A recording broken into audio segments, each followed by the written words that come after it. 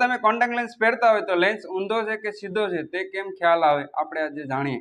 જો first of all તમે જે લેન્સ તમે જે પેલી આંગળીમાં બોલો ને ફર્સ્ટ આંગળીમાં લેન્સ રાખવાનો એટલે તમને ખ્યાલ આવશે।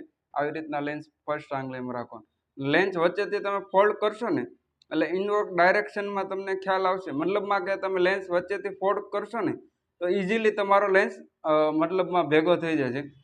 અને જો ઊંધો લેન્સ હશે આવી રીતના આપણે ઊંધો લેન્સ કરીને ટ્રાય કરીએ, ઊંધો લેન્સ હશે તો તમને હાર્ડ લાગશે લેન્સ। આવી રીતના તમે વચ્ચેથી જે લેન્સ ફોલ્ડ કરશો ને તો આવી રીતના હું ફોલ્ડ કરું તો તમને થોડુંક હાર્ડ લાગશે એટલે મતલબમાં કે લેન્સ તમારો ઊંધો છે। હવે આ લેન્સ તમને સીધો કરી નાખો।